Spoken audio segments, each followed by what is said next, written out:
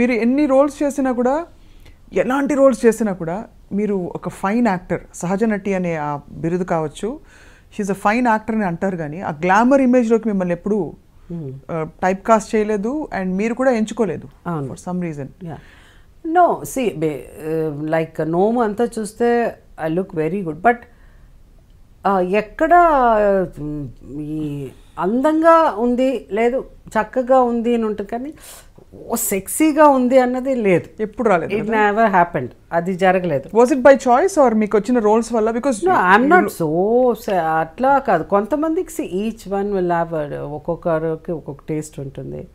Some may find some actress the most beautiful, some may find like ఒక్కొక్కరితో మాడితే they have a different taste.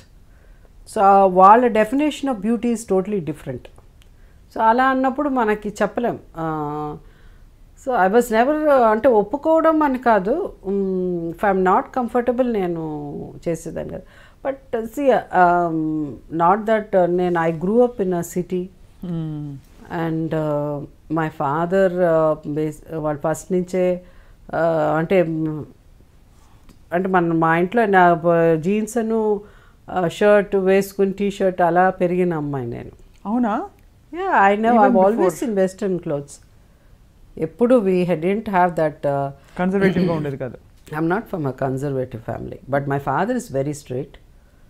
Conservative very very strict.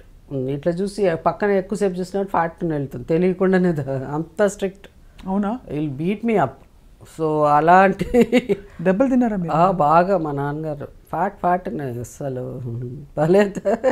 So అందుకని ఎక్కువ బయటికి వెళ్ళిపోయి friends లేట్గా వచ్చినా అవంతా అయ్యే, సైకిల్ వేసుకుని వెళ్ళిపోయేదాన్ని అలా అంతా. సో టోటలీ నేను ఆ వెస్టర్న్ దేంట్లో ఉన్నాను కాబట్టి నాకు పెద్దగా ఈ కాస్ట్యూమ్స్ ఇవన్నీ పట్టించుకోలేదు.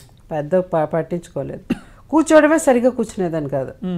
వీళ్ళు ఈ ఆర్టిస్టులు వచ్చేవాళ్ళు చాలామంది, అప్పుడే నేను చాలా సినిమాలు చూస్తున్నా. చేసినప్పుడు జయలలిత గారితో యాక్ట్ చేశాను, బాగ్దాద్ పేరెళిగి అని. జయలలిత గారు కూడా చాలా నడక నుంచి అన్నీ చాలా అసలు ఎంత బాగా, ఎంత గ్రేస్ఫుల్గా, ఎంత ఇది కూర్చుంటారు. కూర్చున్నప్పుడు అంత మేము ఇంతే, దాంట్లో కూడా ఆమె ఇంత, మేము బాగ్దాద్ ఇంతే డ్రెస్ ఉంటుంది, కాళ్ళు ఎంత కనిపిస్తుంది. సాంగ్ నేను జయలలిత గారు ఆమె అప్పుడే ఫస్ట్ టైం నేను చూడడం, రావడం, వచ్చి కూర్చోవడం మాడే.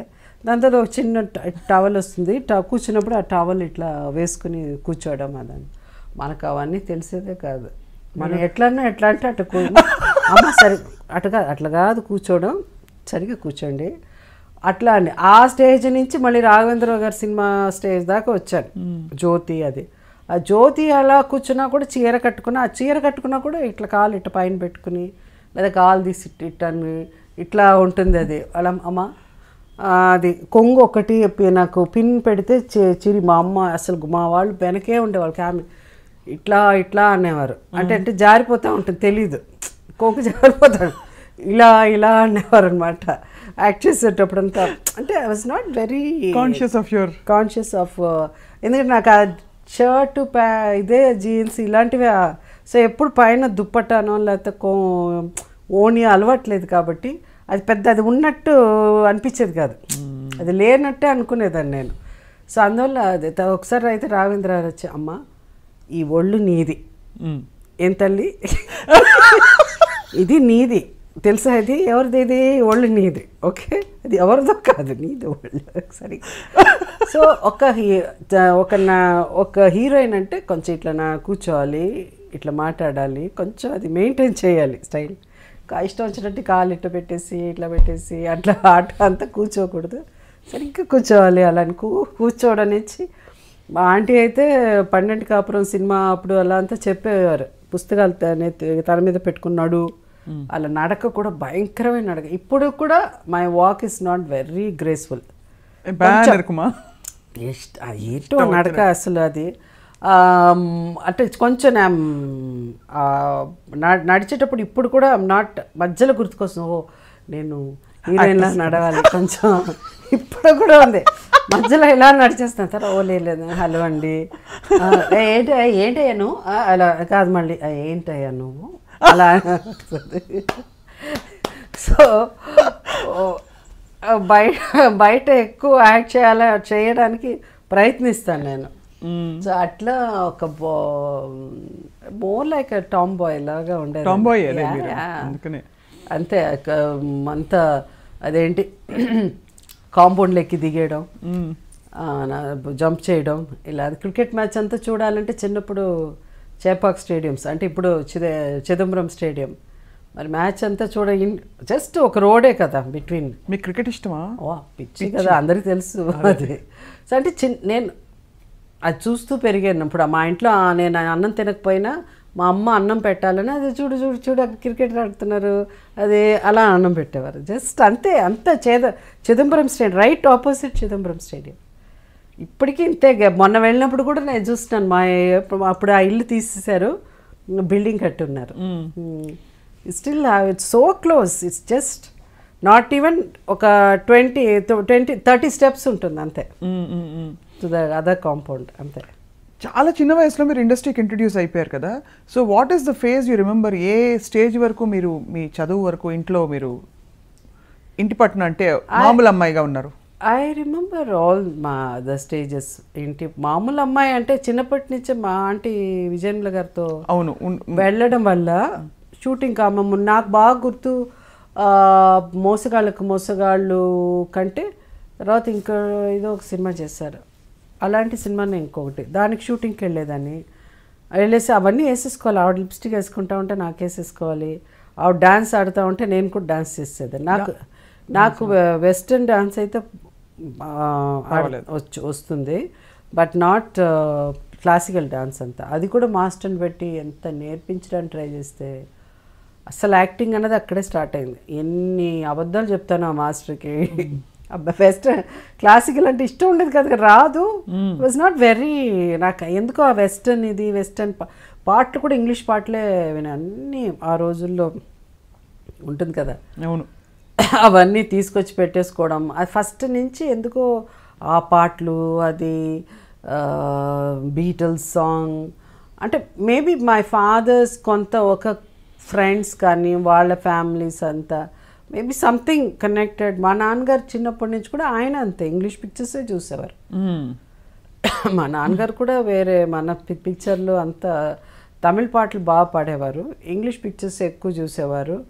ఇంటి నిండా నవల్ కూడా అన్ని ఇంగ్లీష్ నావెల్సే ఉండేది. సో అందువల్ల మేబీ ఆ ఇన్ఫ్లుయెన్స్ ఏదో సంథింగ్ ఐ డోంట్ నో, ఎక్కువ ఇంగ్లీష్ బీటిల్స్ సాంగ్ అది సో అట్లా స్టార్ట్ అయిపోయి ఆ పాటలు పాడడం, అవి వేసుకుని డ్యాన్స్ చేయడం, ట్విస్టుల నుంచి స్టార్ట్ అయ్యి అక్కడి నుంచి అయిపోయేది. సో అవన్నీ చేసేస్తా. సినిమా సాంగ్స్ డ్యాన్స్ అంటే కష్టం, కానీ భరతనాట్యాలు కూచిపూడి అసలు ఇష్టం లేదు. ఇష్టం రాకపోతే న్యాచురల్ రాలే అంటే స్టెప్ వేస్తున్నప్పుడు ఏమన్నా ఊళ్ళో ముంగట్లేదు సరిగ్గా ముద్దర్లు ఇలా అంటారు కదా, ఏదో ఇట్లా అది వచ్చేది కాదు. If you see after more than 100 films అయిపోయింది అప్పటికే. వెంకటేశ్వర మహత్యము, వెంకటేశ్వర కళ్యాణం, రామారావు గారు తీశారు పిక్చర్, నేను జయప్రద యాక్ట్ చేస్తాను. ఆ సినిమాలో నేను లక్ష్మి, తర్వాత బీబీ నాంచారి 2 క్యారెక్టర్స్ చేశాను. ఫస్ట్ లక్ష్మి, తర్వాత తను పద్మావతిగా చేసింది. ఆ సినిమాలో రామారావు గారు ఎంత అవస్థపడ్డారో. ఆయన డైరెక్ట్ చేశారు. లక్ష్మి డైలాగ్ ఓకే బాగానే చెప్పేది, స్వామి అది నేను ఏం మాట్లాడుతున్నానో తెలియదు. ఆ సినిమాలో నాకు డబ్బింగ్ అప్పటికే జయసుధ, జ్యోతి, శివరంజని అలాంటి గొప్ప సినిమాలు, పెద్ద ఏది మంచి పేరు వచ్చిన జయసుధ, ఆ సినిమాలో డబ్బింగ్ ఒక్క మాట నోరు తిరగలేదు నాకు. డైలాగ్ పెద్ద పెద్ద కదా, భాష రాలా. స్వామి మీరు ఏం జయసుధా, వాట్ ఈస్ జయసుధా, ఏం భాష మా తెలుగమ్మా, తెలుగు రామారావు కదా. ఇట్లా నించో మన లక్ష్మి ఇట్లా కదా, ఇలా ఉండేది చేతులు. అమ్మ లక్ష్మి ఇట్లా నిల్చోవద్దు తల్లి, ఇట్లా పెట్టు, అన్నీ వచ్చేది కదా. అంటే అప్పటికి యూ కెన్ నాట్ ఇమాజిన్ ఇన్ని సినిమాలు చేసి ఇంత మంచి, అప్పటికే నంది అవార్డులు వచ్చేసాయి, అవార్డులు కూడా ఫిల్మ్ఫేర్ అవార్డు అప్పుడే వచ్చింది కదా, ఫిల్మ్ఫేర్ జ్యోతికే వచ్చింది. అదే అన్ని వచ్చిన ఆర్టిస్ట్ అయినా కూడా ఆ ఒక్క సినిమాకి డబ్బింగ్ నోరు తిరగలేదు నాకు అసలు. నాకు భయం, అందుకనే చుటా అని అన్నారంటే చేయను ఆ cinema. I can't speak that.